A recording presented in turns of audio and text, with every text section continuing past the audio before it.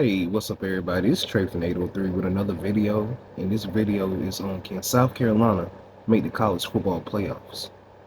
In my opinion, yes. They got a lot of help yesterday from Auburn beating A&M to a couple of, I think, BYU loss. Um, the help these past 2 weeks has been coming. Now, the ultimate test, of course, is this Saturday against Clemson at 12 o'clock.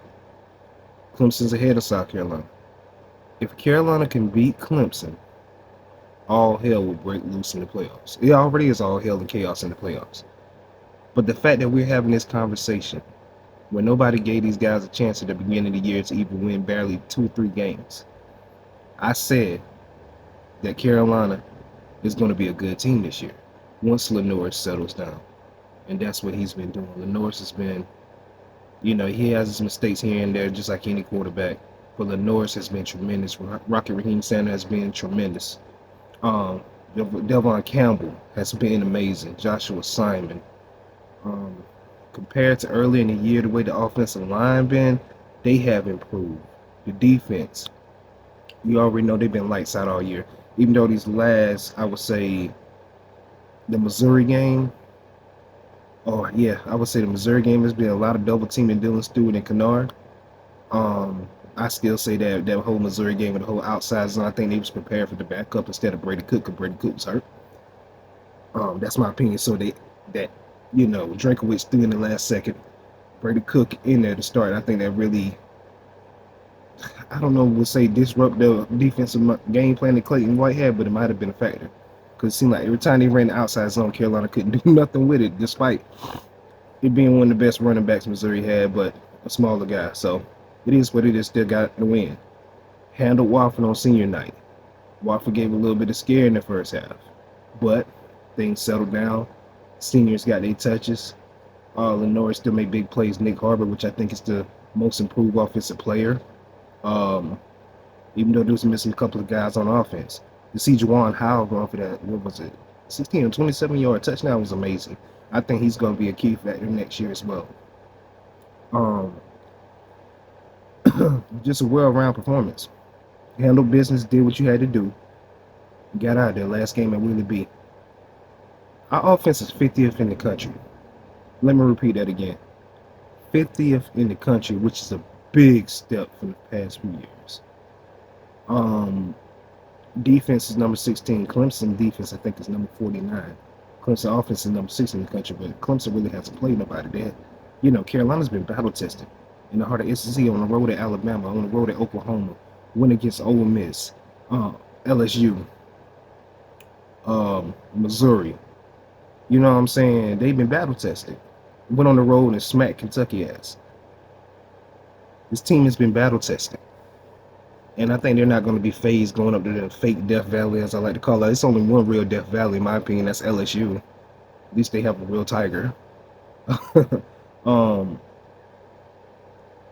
I could see Carolina making some history, just like the guys like Debo Williams said at the beginning of the year. This defense could be history. This team has a chance to make history. This is the biggest Palmetto Bowl, not just in my lifetime, but I think even some of the old heads can say too. So much is on the line. A playoff spot, I really think, is on the line because there's going to be some more chaos this year in the playoffs. Well, excuse me, this weekend in the playoffs. Either one of these teams will win, even if Clemson go to ACC championship and say Clemson loses South Carolina and they go to ACC championship still, and they win, I don't think they can overjump Carolina for that spot or slide in.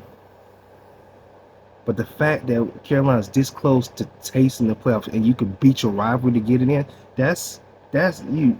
You can't ask for more to smack Clemson and get into the playoffs. That's the icing on the cake, baby. Who says Georgia Tech can't beat Georgia?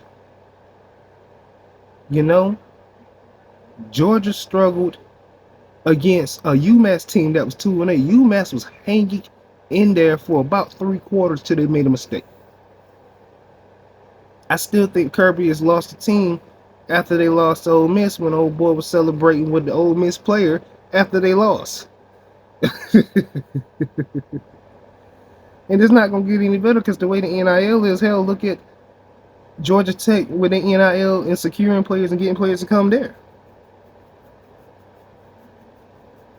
including one of Carolina targets.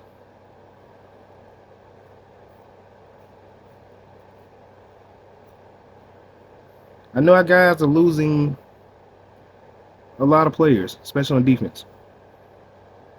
But there's some guys that haven't hit the portal that is looking at South Carolina that's going to shock you.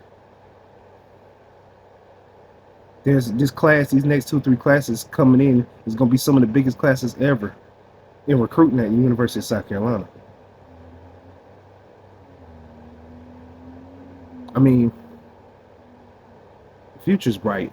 And another big note is, and why this is the biggest Palmetto Bowl I think ever, if I'm not mistaken, if Shane Beamer beats Clemson this weekend, he passes Steve Spurrier, I think, in his first 4 or 5 years.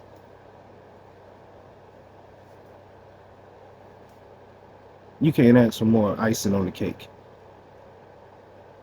Steve Spurrier was the one that's got us spoiled with these 11-win seasons, 10-win seasons. It's amazing. I was questionable. I'm not gonna lie. At first, I was questionable about when he hired Shane because he had no head coaching experience. But hey, it's about the connection. I was willing to give the guy a chance. The connection, the love he has for the University of South Carolina is amazing. His passion. All these rumors talking about other teams coming, he been telling them he's not leaving South Carolina. I could see Shane coaching here for forever until he retired, till his son come up. Somebody had put in one of the Gamecocks group on Facebook. His son might be the next Nick Saban. He might be. Or maybe Shane.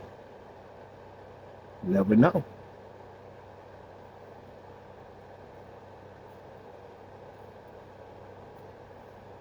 Let me know what you guys think. Do you see South Carolina making the playoffs if they beat Clemson this weekend? Or you don't? Let me know in the comment section. Definitely subscribe to my channel for more videos, more my opinion videos, more WWE videos will be coming up as well. And I greatly appreciate the support. It's Clemson week, rivalry week, hate, disdain, and just unadulterated, just pure hate. Put it. I appreciate you guys. Love you guys. Stay safe. I'm out.